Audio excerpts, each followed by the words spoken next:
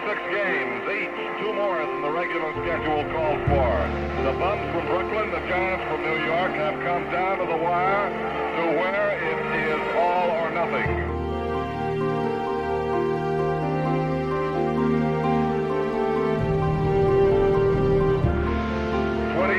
From now, the fans will be talking about this afternoon's hero as yet unknown, but the man and the hour are about to meet.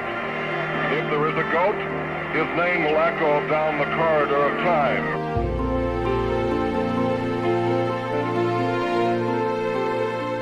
Ralph Branca from Mount Vernon, New York, is going on the mound to throw for the Brooklyns. Rifleman Ralph, who wears his number 13, and will that be lucky for the Brooklyn Dodgers here at the door of disaster in the last half of the 9th inning. Boy, I'm telling you, what they're going to say about this one, I don't know. Here is the Royal Scot, Bobby Thompson, just dangerous as a Great Dane behind a meat counter.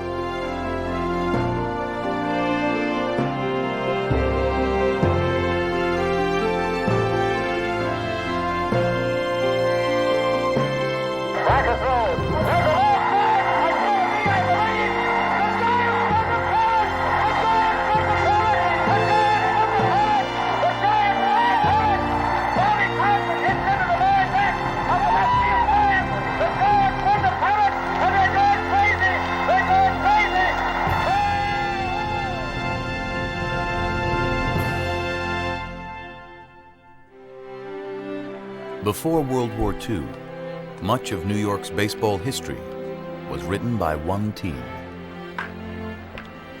the New York Yankees. The Giants had some success in the 20s and 30s, but the 1940s was a vast wasteland for the team from Manhattan. The Dodgers were just as inept. Before Brooklyn made an unexpected appearance in the 1941 series, it had been 2 decades since the team had played a game in October. But shortly after the Second World War, that changed, and New York City became the baseball capital of the world. Beginning in 1947, at least one of the 3 New York teams would appear in the World Series in 10 of the next 11 seasons. Unfortunately for Dodger and Giant fans, it was still that hated team in the Bronx that did most of the winning. The Yankees were sort of this elitist, corporate, pinstripe types. Their fans expected winning, didn't bother to learn much about baseball, and rare instances when the Yankees weren't winning, they weren't Yankee fans. Yankee fans I thought of as front runners, the kind of people who rooted for the government in an income tax suit. The Yankees were up there in the Bronx, up on a hill. They were just cascading. Yankees had ushers, had mittens when they brought you down to a seat.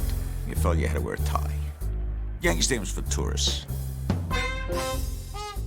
Directly across the Harlem River from Yankee Stadium stood the Polo Grounds, the odd-shaped, run-down home of the New York Giants. I remember coming out of the subway. The stop was 155th Street and 8th Avenue, and there was this big green thing there, this big green edifice. And you're greeted by the smell, smoke, tar, cheap cigars. It was one of the worst places in the world to watch a ball game. For instance, if you sat out in right field, oftentimes you couldn't see the right fielder who was right below you, and you'd have to yell over to somebody, "Hey, what happened on that play? Where did the ball go?" It felt as if the seats had never been changed. There was pigeon droppings on these old green wooden seats, and the facade of the Polo Grounds looked like it hadn't changed since 1908. We detested the Polo Grounds. The ride was interminable, and it was this foreboding, dark place. We detested it. Far from uninviting, Brooklyn's Ebbets Field was a vibrant, intimate, charming park. A day at Ebbets was like a baseball carnival for both the Dodgers and their fans. You paid your 75 cents for the bleacher seat, or if you were really flush, $1.50 for a grandstand seat. You were right on the field. You could lean against the fences and yell, "Hi, Jackie. Hi, Pee-wee. Hi, Duke. Hi, Carl." I could stand on the mound, I hear guys talking to you, real easy. It wasn't like they were yelling loud. This guy's just talking, hey, Oisk, throw it through his head. I mean, it was wonderful. It was one of the greatest places in the world for a comic to get his material. They were so funny, and they were so outlandishly brash.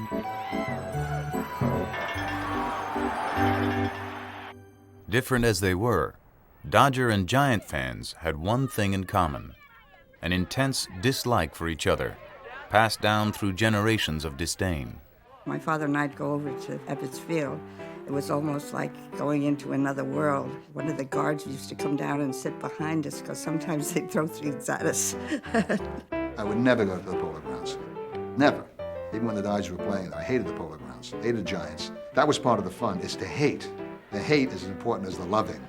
Well, you hated the Dodgers because you were a Giant fan, and that was the way it's supposed to be. To beat the Dodgers, it's something I lived off all winter long. If you were a Giant, you were hated. Sid Gordon, Jewish guy, grew up 3 blocks from Ebbets Field. Played for the Giants, we hated him. I would have rooted for the Red Russians over the Brooklyn Dodgers. All I wish for them were 14-inning games played in rain. They hated the Dodger fans and the borough of Brooklyn because in Brooklyn we had more. We had the trolley car, we had the subway, we had plenty of kosher delicatessens, and we had 500 pool rooms. They were jealous. For instance, after the game, did they have a Nathan's to go to on Coney Island? No, no Nathan's for them.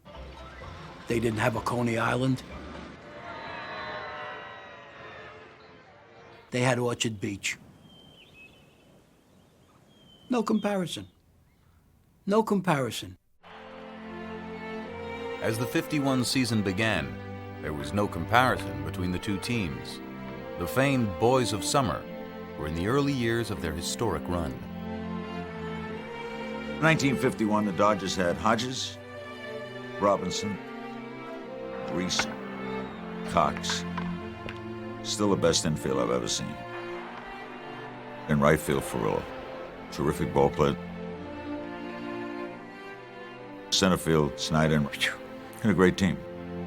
And of course, Campanella back at the plate. And we had a good pitching staff. Newcomb, Preacher Rowe, Erskine. We felt we were the favorites and we should win. We had a good ball club. Ralph Branca was one of those good Brooklyn pitchers.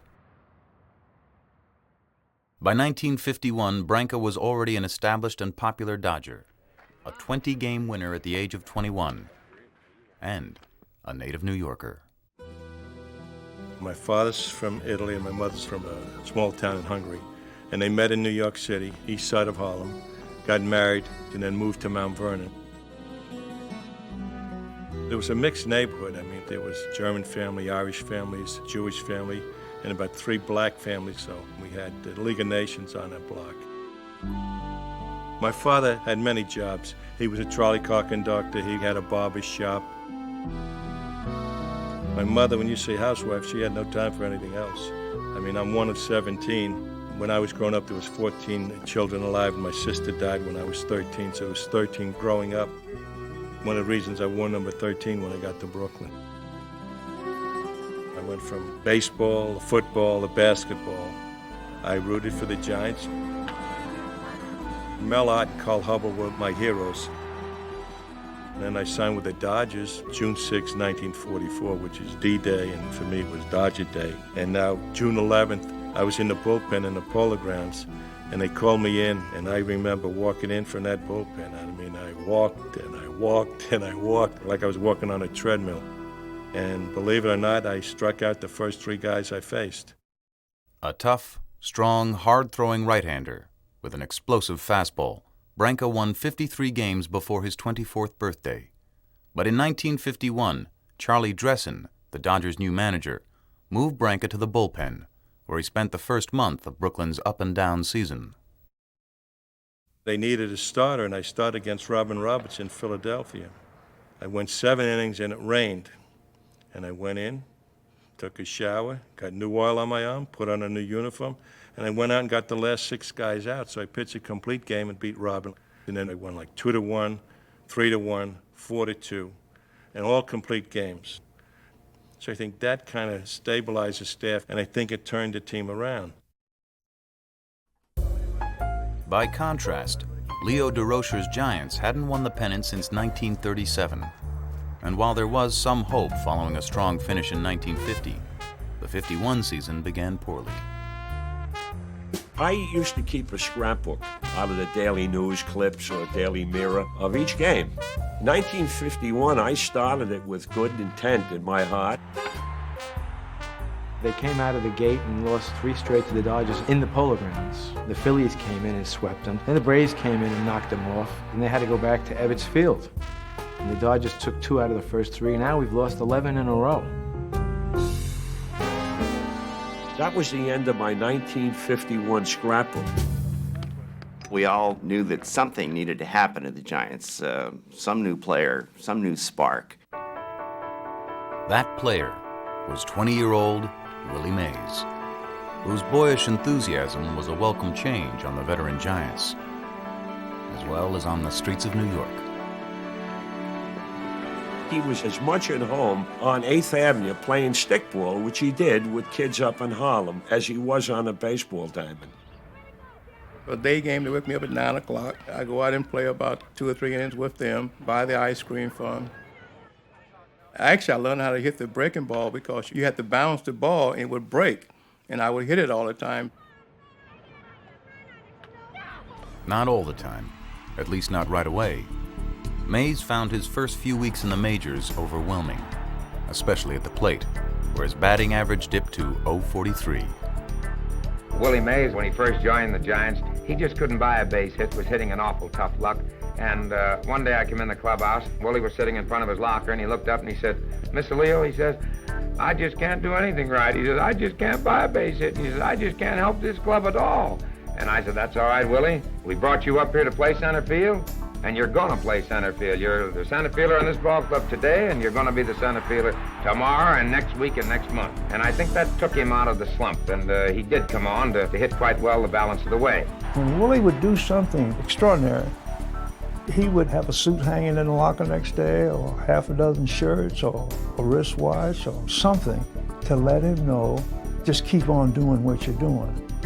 He got to the point where he got so much stuff, he started distributing it to us, the rest of the players in the clubhouse. We'd go over there and look and said, what do you got new? And he said, "Here, you can have this, you can have that." While Mays' turnaround made him increasingly popular with his teammates and Giant fans, it was a complication. Willie played center field, a position that belonged to a well-liked, established veteran. I knew that he must have been a great prospect because we had a great center fielder in Bobby Townsend. Bobby Townsend was not a rinky-dink. When I was told that I'm going to be moved out of center field, I accepted that. I was brought up in a responsible way to do what I was told and follow instructions. Robert Brown Thompson was born in Glasgow, Scotland on October 25th, 1923. I was the youngest of 6 kids, and my dad decided that America was the best place for his kids to grow up. There was a long waiting list to get over to this country, and he'd been on that list. Well, wouldn't you know it, my mother was expecting me when his name came up to come over, and he had this decision to make, whether to stay there and help his wife and kids or go forward with his plan. Well, my dad did come over here on his own. He was a cabinet maker, and actually it took him 2 years before he was able to send for us to come over here. We landed, and off to Staten Island we went. My dad took to baseball, and would you believe it, he was a Dodger fan. He rooted for the Dodgers. In youth leagues, Bobby excelled at baseball, but his days as a player would have been short-lived if not for his older brother, Jim. My brother was my mentor. He's the guy that bought me my first glove when he worked for Sears Roebuck. And he's the guy that had me out in the backyard when I was strong enough to hold a bat. When I first went away to play Class D ball out of high school, I wasn't doing too well, and I guess he could tell by my letters. And he'd write to me and tell me to keep your chin up, keep hustling, and get mad, hit somebody sliding into second base. And after a lot of instructions, he signed it. He says, "Your severest critic, but most ardent admirer." And that kind of, that took hold of me. He had a world of talent. He had power, he had speed, but he was just inconsistent. If you look at his record, he had a good year, bad year, good year, bad year. Unfortunately for both Thompson and the Giants, 51 was shaping up to be one of those bad years. At the end of April, the last-place New Yorkers had only 3 wins, and while May and June saw some improvement, by mid-July, the Giants still trailed Jackie Robinson and the first-place Dodgers, a confident team led by the most confident of players. In 1951, Jackie Robinson was at his peak as both a player and as a controversial figure. He bats .338. He's the dominant player on the Dodger team. But he's also completely liberated himself. In 1947, Jackie was told by Mr. Vicky he was not to take part in any arguments on the field. He was to do it as he's told. Well, in 1951, I called him in the office and said, "Jackie, those days are over. You've had your probation now. 4 years are up. Do what you want to do." It was payback time, and he was dishing it out verbally, physically, on the bases. There was a game in Boston that we played, and the Dodgers were winning at 11-3. And Jackie stole home with a big lead, and they got on his case. And when he started razzing him, Jackie got back to the dugout. He turned around, patted his backside, and threw a kiss to them. His voice had great carry to it, and that laugh, it was an irritating type laugh to the opposition. He would always holler something at Leo because he didn't like Leo. He and DeRocher would jaw back and forth and call each other every name in the book. He hit him with everything he could. Personal comments about Lorraine Day, who DeRocher had married. Jackie used to accuse Leo of wearing Lorraine's perfume. Robinson was up, and as Robinson was in there, DeRocher bullhorn voice said, "My dick to you, Robinson." And Robinson didn't step out of the batter's box, didn't lower his bat. He said, "Give it to Lorraine. She needs it more than I do." The tense interaction between Robinson and DeRocher was nothing new. In 1948, Leo had been Jackie's manager with the Dodgers, and the two developed an intense dislike for each other. When the Dodgers swept free from the Giants in early August, their 12th win in 15 games between the teams, Brooklyn's lead grew to 12.5 games, and Robinson's taunting grew even louder.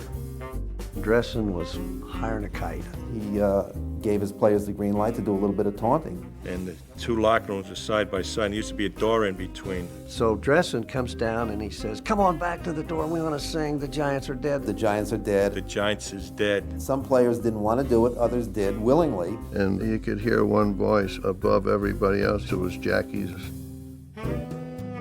Eat your heart out, Leo. You'll be last before the season's over. This is something that just totally infuriated the Giants, and they didn't bang on the door back to them. They didn't yell. DeRocher just said, "Fellas," he said, "you hear what they're saying? Let's get our act together and go on out and show them what we can do." We're 13.5 games ahead on August 13th. 13.5. It's a joke. I think the whole team felt we had it won. I mean, how good is a team going to go to catch you? We beat the Phillies 2 out of 3. They beat the Braves 3 out of 3. We'd win 3 out of 4. They win 4 out of 4. Spahn and Sane, Roberts and Simmons. We were beating everybody that they threw at us. The starting pitcher would get the lead of 1 run, and somebody on the bench would say, "Okay, there's your lead, hold it." And they did. And Leo said, "Okay, whatever you do, everybody do the same thing tomorrow." He was just very, very superstitious. Leo had the thing, nobody could touch Bobby Thompson's glove. Thompson never brought his glove in. Leo would keep it in the coach's box. And he would tap it 3 times and then touch the bag and come back and put it down. Herman Franks wore the same seersucker suit for 16 days. I used to wear these underwear pants with ants on them. Well, I wore those pants every day to the point where the first thing those guys looked for were those pants hanging up. Every game we won made it more important to listen to the next one. It was more important than saying good morning to your wife. You wanted to find out how they did. Giants just didn't stop winning, period. And it became a very scary thing for Dodger fans. It seemed there was almost a supernatural element. I saw all these insanities. I was just hoping that I was wrong.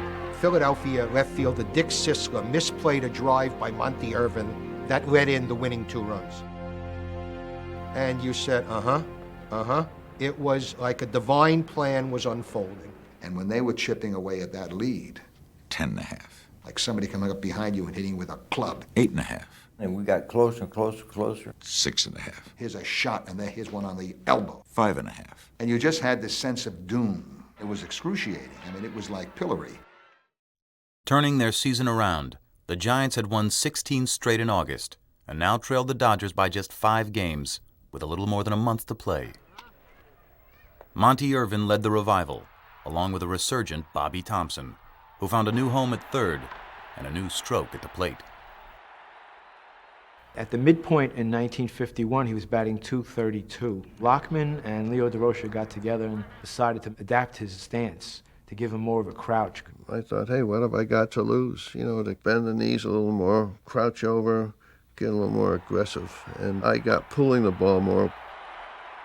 As much as Thompson's resurrection helped the Giants, the real catalyst for New York's change in fortune may have come on June 30th with the acquisition of Pittsburgh infielder Hank Schenz. Although Schenz did not play in the field or have an at-bat in a single game, he did help devise and execute an elaborate sign-stealing system with manager Leo DeRocher's blessing. From a hidden perch in DeRocher's office in center field, the Giants stole the opposing catcher's signs, relayed them electronically to the Giant bullpen, where they were then passed on to the hitter. This is the infamous spyglass that my dad introduced into the 1951 baseball season, and it doesn't look like much when it's closed, very small, but when extended to its full length, it enabled my dad, sitting in the center field, the center field office of Mr. DeRocher, to zoom right on in on the signals that the catcher was giving. And it was relayed from Leo's office to the bullpen, from the bullpen to the hitter. And you had like 2 or 3 seconds to do it. The player entrusted with relaying the signs from the bullpen was little-used catcher Sal Evars, who listened intently for a telltale signal. No buzz, fastball. 1 buzz, breaking ball. If there was no buzz and I had a ball in my hand, I did nothing with the ball. If it was a breaking ball, I threw it up in the air. Leo's word when he heard about whether we could do this is, what the hell do we have to lose? So we did it. Don Mueller hit 5 home runs in 2 days. You know who Don Mueller was? He was a left-handed batter, hit balls inside of third base. All of a sudden, he's hitting bombs out in right field. They never caught on. We got 5 runs ahead, we stop. They come close to us. Here we go again. We knew every pitch. Hey, let's face it, we stole signs. Sure, I took them once in a while, but I didn't like the idea of it. Nothing to be proud of, frankly. I doubt if they helped me that much. Not many guys were people who really relied on it. You have a matter of seconds because that pitcher's not standing there doing anything. He's in the middle of his windup sometimes when this was given to us, and we would hurriedly throw a ball up in the air. So it was a very cumbersome and sometimes less than accurate system. No matter how you get the signs, if you know what's coming, you still got to hit it. And a lot of times it's not that easy to hit it. And people say, hey, no, the signs doesn't have any effect. Then why would you do it if it didn't help? Once they got the signs, was there a magic wand that made them 37-7? It would be easy to attribute the Giants' remarkable 16-game winning streak and torrid finish to their sign-stealing ability. But the numbers suggest a different story. It turns out of all the Giants' batters, only 3 of them had an improvement in the second half of the season. Whitey Lockman, Monty Irvin, and Thompson, who went up by 120 points. All the rest went down dramatically. I would love to find some smoking gun that says, here is the number that shows the Giants stole the pennant. I don't see it. Not only that, but the Giants' batting average actually rose 17 points on the road, and at the same time dropped 7 points at home.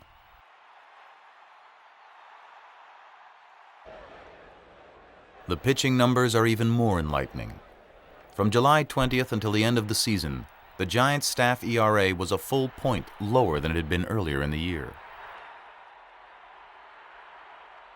You can do all the stats that you want, all the figures. Figures lie and liars figure. And baseball is still played between the two white lines.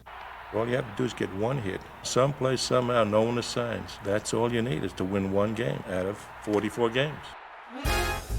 Whether or not the sign stealing helped them, the Giants had clearly become a more confident and brash team, an attitude that mirrored their manager, Leo DeRocher. Leo had come off the streets and the pool halls of New England. He was a real hustler, and he would do anything to win a ball game. People put a lot of confidence in him because he was confidence personified. Leo was the dapperest man in baseball. He had clothes made, he had ties made, he had shoes made. Sharpest attack. He had a gold chain. He had that slick hair. He was natty. I mean natty. You could smell him 3 blocks away. He loved the perfume and stuff. I always thought he was fruity with all his stuff on. You know, he's kind of a Hollywood guy, and he dressed like a Hollywood guy. He talked like one. He loved the show business crowd. He hung out with all the big shots. George Burns and Danny Kaye and the Marx Brothers and Dean and myself. One spring training, Dean Martin and Jerry Lewis were shooting a movie near where the Giants were training, and neither one of them was shy, said they would like to work out in the infield with the New York Giants. DeRocher said, great, love to have you boys, and the whole day's workout was disrupted by these 2 clowns kicking ground balls. Does he still lose his temper the way he used to? He never lost his temper. Which Leo are you talking about? I used to play cards with Leo, and he would yell at me, I'm raising you. He just was a volcano. Leo was anger personified. I never saw Leo play. He was supposed to be terrible. Oh, he's looking down from up there saying, I'll get you, you rat bastard. DeRocher's confidence and bravado was in sharp contrast to his Brooklyn counterpart, the insecure and reserved Charlie Dressen. As Brooklyn's lead started to evaporate, a jittery Dressen reacted with curious moves that puzzled his players. When we were going well, Charlie was kind of loosey-goosey. And then when the Giants got close, he kind of tightened up. I think he made some awful moves. He ran the pitching staff into the ground. He basically started using just 5 pitches. Carl Erskine had an arm that was bothering him. Newcomb's arm toward the end of the season was getting tired. Dressen would constantly say, you're imagining it. He just didn't want to hear that. We got 11 pitchers that are sound and their arms in good shape. He knew absolutely nothing about pitching. Absolutely nothing. What he knows about pitching, you could put on the head of a pin in the boldest print in the world and still have room for the Constitution on it. In their last 44 games, the best the Dodgers could do was play 500 ball. Meanwhile, the Giants went 37-7 and finally caught Brooklyn with 2 games left. Still tied on the last day of the season, New York went to Boston, where they beat the Braves 3-1 on a Bobby Thompson homer.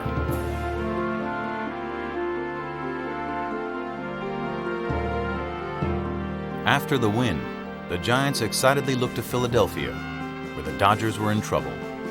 Brooklyn trailed the Phils 6-1 in the 3rd inning of a game they now needed to win, just to force a playoff. Giants win early, they're on the train heading back, and they're starting to celebrate a little. We had champagne on ice on the train. We were going to ride into Grand Central Station as the National League pennant winners. I couldn't stand it. A physical pain was going through me, and I started to walk. And then someone said it's 8-5. So I was convinced at this point that my walking was making them score runs. And if I stopped my walking, they'd stop scoring. And it was 8-6. And when it came 8-7, you say to God, I'll never curse or I'll never be bad to my parents again if you just let them win this game. You know, you're making a bargain with God. And as I'm walking, it's 8-8, and now the Phillies are up, but they have the bases loaded, and Waitkus hits this line drive, and your heart sinks. And out of nowhere, Robinson appears and spears that ball. He fell with the ball in the glove, and it hit him in the sternum here. So it knocked the wind out of him, and we thought, oh my God, he's gone. They think he might not be able to continue. And in fact, Pee Wee Reese has to push him out of the dugout the next inning to get him back on the field. Then he hit a home run in the 14th, so Jackie Robinson single-handedly saved the season. And the church bells ring in Brooklyn. And I was now miles from home. After 154 games, a 3-game playoff was needed to decide the National League champion. The Dodgers won a coin toss, but Dressen surprisingly chose to play the first game at home, with the second and pivotal third game scheduled for the Polo Grounds. The feeling in my neighborhood in Brooklyn as we got ready for the first game was, this is a better way to torture Giant fans. Let them tie us on the last day of the season, and now we're going to have a playoff and really stick it to them. In Game 1, with Ralph Branca pitching, Bobby Thompson hit a 2-run homer in a 3-1 New York win. With 2 home games left, Giant fans were brimming with confidence, especially when Dressen unexpectedly selected little-used pitcher Clem Labine to start Game 2. And I was up in Section 20 saying, we got him, we got him. We go to Polo Grounds, we win 10-0. Labine pitches a shutout, it's a joke. They beat us and they dragged our noses through it. It was horrible. I'm jumping in the streets. My Dodgers are back, the Giants are dead. I jinxed them on October the 2nd, 1951, by being there. I couldn't go back for Game 3. In fact, I thought that Game 3 might end in disaster. I went to sleep that night, and I remembered a line by Alexander Dumas. It's the last line of a book he wrote called The Man in the Iron Mask. It says, "We live in hope and die in despair." And I said, my God, I hope that doesn't happen tomorrow.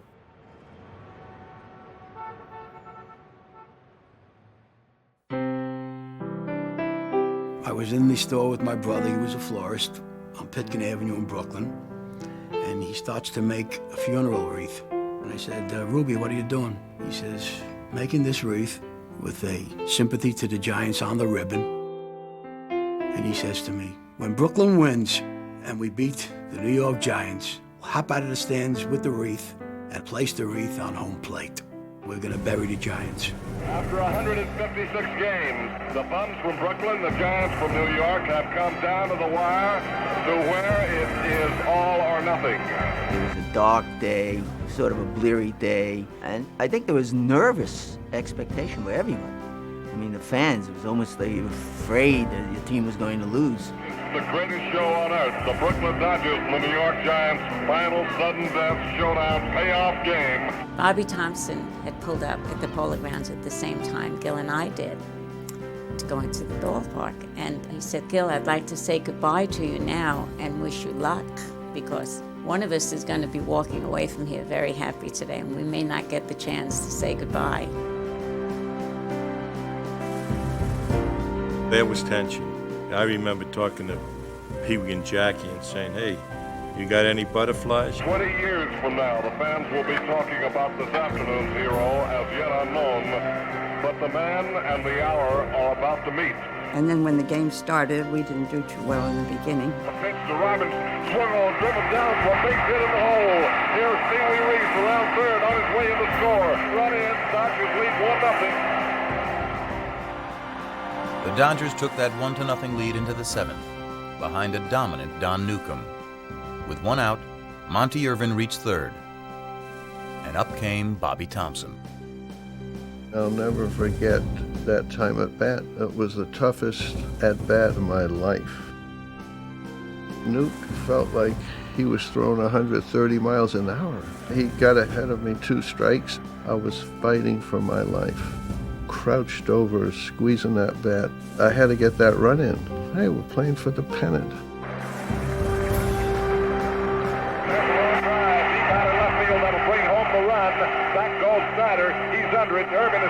up. Here he comes into the plate, and it's a 1-1 tie in New York. Giant elation, however, was fleeting. Robinson batting, and the pitch gets away from Western. Reese racing in to score. The Dodgers lead 2-1. Bobby Thompson, the Giant outfielder turned infielder, bobbles a hard hit grounder down the third baseline. The Dodgers lead 3-1. Sal delivers. Swings hit one down and threw Thompson off his glove into left field. Robinson around third on his way in with the fourth Dodger run. Dodgers lead 4-1. When the Dodgers held that 4-1 lead in the bottom of the ninth, Thompson, who had failed to make 2 plays at third in the eighth, thought the Giants' season-long comeback was finished. I get on the bench and never more depressed in my life. I remember throwing down my glove thinking we just weren't good enough to go beyond this point. I went to bring out the wreath. I brought it out and I was holding it up. Sympathy to the Giants. We're ahead, 4-1. This was it. My gosh, the way Newcomb's pitching, they just throwing BBs. You're saying it's got to be all over. But it wasn't. Here is Alvin Dark, first hitter in the last half of the ninth. The count is 1-2, and Newcomb does the right thing. He throws a waste pitch. It's going outside. And Dark swings and hits the ball like it had eyes. And you know that it's the beginning of aggravation. You just sense it, you feel it. It's like the dread is palpable. At that point, Dressen made a simple yet costly mistake by failing to notice that Gil Hodges was playing too close to the first base bag. With a 3-run lead, Dressen should have told Hodges to play behind the runner. The Mueller ball, to me, was a 3-6-3 double play. If Hodges is positioned correctly, and if it's not a 3-6-3 double play, at least it's a force out at second, and that changes everything.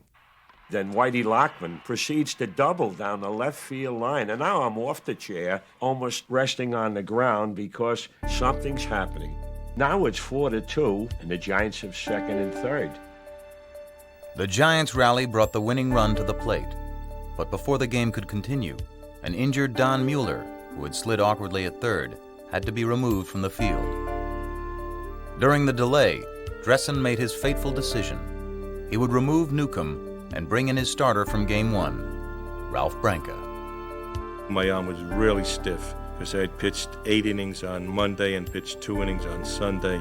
And I just kept lob tossing from 40, 45 feet just to get loose. Ralph and I were up throwing. Charlie calls the bullpen. Clyde Sweetwater answered the phone, and he said, yeah, they're both ready. Who's got the best stuff? Clyde said, they're both throwing okay. And he bounced the curveball just when he was talking to him. Sooks up, Erskine just bounced the curve. Well, I had this hard overhand curveball that had to be low to be good. And Campy caught me through most of my career. Campy was hurt, Rube Walker was catching. Dressen said, I don't want any wild pitches in this situation. And that's what said, give me Branca. Ralph Branca, who wears his number 13, and will that be lucky for the Brooklyn Dodgers here in the last half of the ninth? I really don't remember the walk going from the bullpen until I got to the infield. And then I remember seeing Jackie and Pee Wee, and again saying, any butterflies? DeRocher was coaching at third. I remember him putting his arm around me, saying, Bobby, if you ever hit one now. I thought to myself, Leo, you're out of your mind. I got to the mound and Charlie said, get him out. And he turned and walked away. I started psyching myself up, telling myself, do a good job, give yourself a chance to hit, USOB. And I get to home plate, and there's Branca on the mound. I hadn't even been aware they had changed pitchers. I was in the park all by myself. Concentration is so deep that you can't hear anything. The atom bomb could have gone off in center field, and I probably wouldn't have heard it. I wanted to get at him, so the first pitch was, dead center, right down the middle. The guys on the bench wanted to kill me for taking that first fastball right over the middle of the plate. And the next pitch, I want to go up and in, waste the fastball. And I remember the second pitch coming in high inside, and I remember just getting a glimpse of it and jumping on it. Branca throws, body swing, nice ball over that ball, the ball going,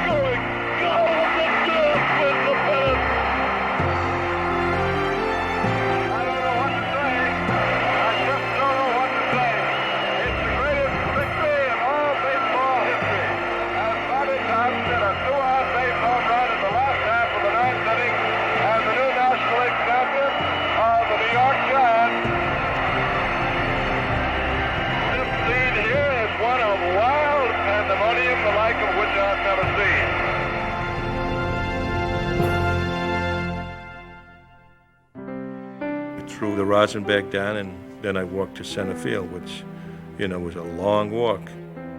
I had it on the home plate. I always felt like I was showboating, taking that last big jump onto the plate into the arms of all the guys who were waiting for me. I felt like I was kind of bumping along there somehow with my feet not touching the ground and hyperventilating. And I'm making these crazy noises. I remember getting in the locker room, and then I laid down on the steps. I let the team down, I let the fans down, I let myself down. I almost felt nauseous for a little while from the excitement. It was wall-to-wall people. You couldn't even get your arms straight up. Did you know you were going to hit that home? Certainly didn't. Boy, it was just a dream all the time, and I don't believe it's happened yet. Just too good to be true. Did he put it right down for you? No, he didn't. He put it over my head, and I just swung at it. I could see the fastball coming, and I was just lucky in hitting it, I guess. But boy, it sure turned out great. Oh, you hit it great. Too good to be true. Just hard for me to believe that this has happened. I remember taking a shower and feeling awfully lonely. Jackie was really the only one who came over and said something. Hey, hang in there. He said, if it wasn't for you, we wouldn't have been in the playoff. People started to leave, and this guy representing Perry Como asked me to go on down there. We'd like to have you on the Perry Como show. We'll give you $500. And I thought, ooh, hey, $500. I could use the $500, but, at a moment like this, I just want to get home and share it with my family.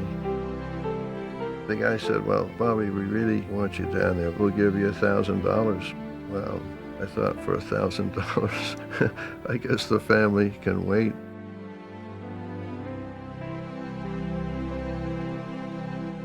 Less than 24 hours later, the Giants faced the Yanks in a World Series they would lose in 6 games. Although that loss did little to diminish Thompson's feat, the admission of sign stealing has brought the home run's credibility into question. But those involved deny any playoff larceny. There was just too much turmoil with the commissioner's office and all the dignitaries that were in the clubhouse. It was too dangerous to even think of doing anything like that. I definitely remember the signs were not given during the playoffs because let's look at the facts. Bobby Thompson hit a home run off Branca in the first game at Ebbets Field. Did they have somebody sitting in the center field seats giving the signs at Ebbets Field? The next game, we move over into the Polo Grounds, and Clement beat us 10-0. Now, if we were getting the signs, we didn't have very much talent. Now, the last game, we're down 4-1. Were they getting the signs then? Sal Evars is the lone Giant dissenter, insisting to this day that his team stole the signs and perhaps the pennant. I'm up there, and I'm giving the signs. Bobby knew it was coming. Of course I didn't get the sign. It's ridiculous. I'll disagree with him. I think he had the sign. It's laughable.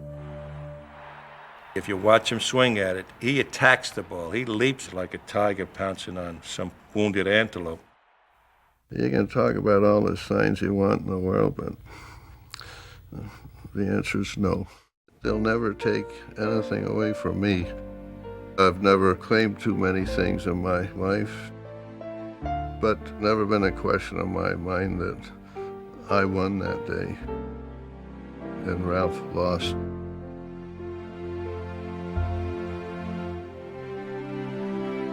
Despite the spirited debate, this much is certain. On October 3rd, 1951, at 3:58, in the gathering dusk of a gloomy fall afternoon, Scottish-born Bobby Thompson hit the most sensational home run in the history of America's pastime. With one stunning swing, the shot heard round the world ended a suffocating New York summer of unbearable drama and tension, and affected more lives in more ways than anyone could have imagined. I was sitting in foul territory, and I was screaming, curve, curve, Curve! It only took a fraction of a second, but it was gone. I just dropped the wreath where I was. It seemed like New York and maybe the whole world stood still. There was silence everywhere, just for that fraction of a second. All of a sudden, everything broke loose. My father kicks over the lamp. I just start screaming. The Giants won. I said, thank God the Giants won. People are banging on pots and tearing up newspapers and phone books and throwing the stuff out the window. Tears are rolling down my cheeks. I screamed all over the lot. I ruined 8 takes on 9 different movies from my carrying on. I've never thought of taking my life, but it passed by on October 3rd. And then I had to face the prospect of seeing Davy Freed. Davy Freed was a rub-it-in Giant fan. So as we all came home that night, he would stand at the bottom of the train station and laugh. Just laugh. There were Dodger fans all over Glendale, Queens, where I lived. Copy, the cab driver who used to torment me, was on Myrtle Avenue. He saw me running through the rearview mirror, took off. He almost hit a fire engine. It was beautiful. There must have been 10 guys standing in front of my building yelling, Oblis, Oblis, come on down. We know you got to go to Hebrew school today. So here I come down wearing a black jacket, and it starts. He's in mourning. And the tears want to come, but I won't let them. And there's one fella, and I will never forget his name till the day I die, Steve Cooper, who finally said, leave him alone. He's had enough. My mother turned the television off. She walked into her bedroom, never said a word, closed the door. My father walks in white-faced. He says, where's Mom? Bedroom. He opens the door, takes one look, closes the door. He said, I'm making supper. Now, my father never boiled an egg in his whole life. He opened up 3 cans of SpaghettiOs and popped 3 Royal Crown Colas. My mother did not come out until the next morning. Never said a word about that ball game. I never had the courage to ask. The shot heard round the world is embedded in our memories largely because of 2 artifacts that survive that home run.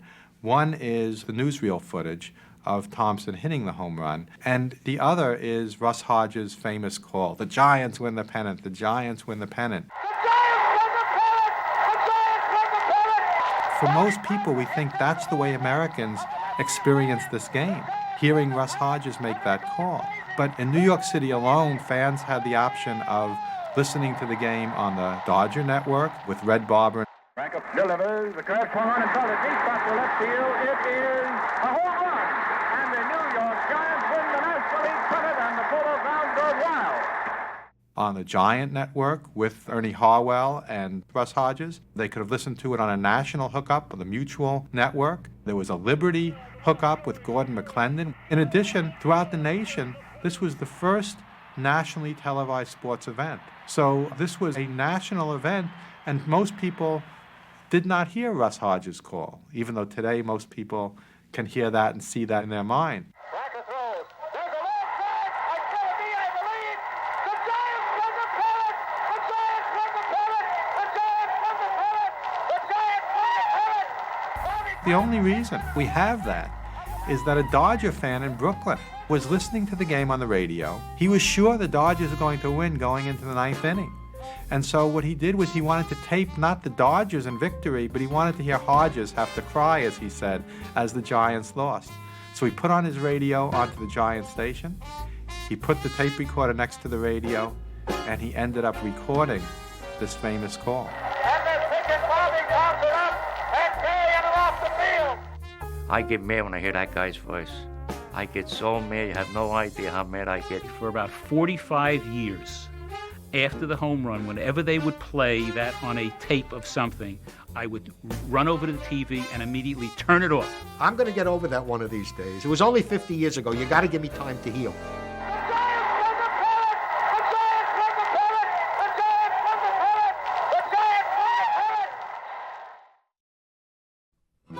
Obviously, for the 2 principals, life after the home run was never the same. Thompson, the modest victor.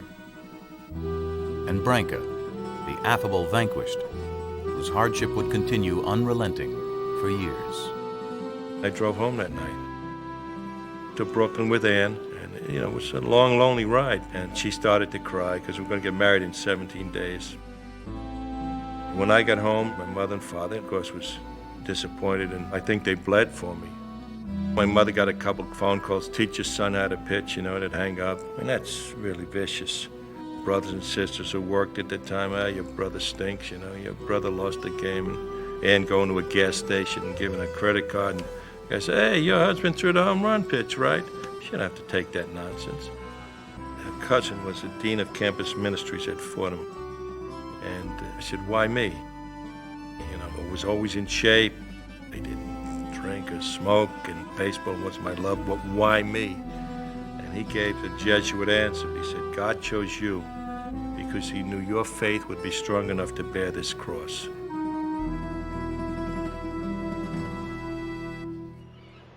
Like he had done coming to the game, Bobby Thompson returned home on the Staten Island ferry, a humble hero hidden among the masses. My brother Jim was the first family member I bumped in on Staten Island. I remember saying, Jim, don't ask me what went on up there. The good Lord had to have something to do with that. And he said, no, Bob, do you realize what you did? And I thought, that was kind of a stupid question. I thought, of course I do. I was up there. And he said, no, Bob. He says, something like that might never happen again. And that's the first time I thought anything other than the fact that we beat the Dodgers that day. Nobody on the ball field at that time would ever have thought they'd be talking about this thing 50 years later. Certainly I didn't. Because of you, I should never been born. Because of you, Brooklyn fans are forlorn. Because of you, they yell, drop dead. Several million. For half a century, Ralph Branca has carried the burden of Brooklyn's loss. Yet somehow, he's managed to do it with dignity. The day after giving up the home run, Branca showed up at the World Series, gracious in defeat, an attitude he's comfortable with to this day. I wasn't going to crawl under a rock and stay there. It's just a ball game. I have nothing to be ashamed of. I'm happy with my life. I'm happy with what's happened. I got a wonderful wife. I got 2 wonderful daughters. I really have no regrets. In the years since the home run, Branca and Thompson have embraced their mutual moment, not as bitter rivals, but as friends, bound together in the historic drama of the shot heard round the world. We both worked in New York and would run into each other once in a while. We'd play in some golf tournaments together and see him at sports dinners or at a ball game here and there. And I got to like him and we became friends. Thank God it was Bobby, because he's a humble guy. He's had to live with it all these years, and I try to appreciate what he'd gone through, and I felt for him.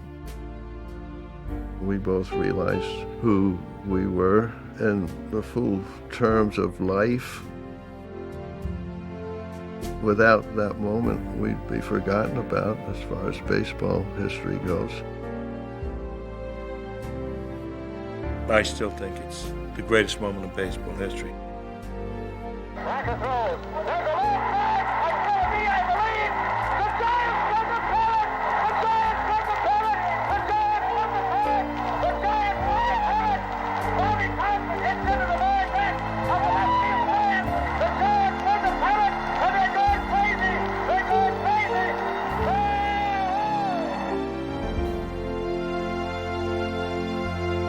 My fame is sure, thanks to your Sunday pitch. Up high or low, I don't know which is which. But come next spring, keep throwing me that thing, and I will swing because of you.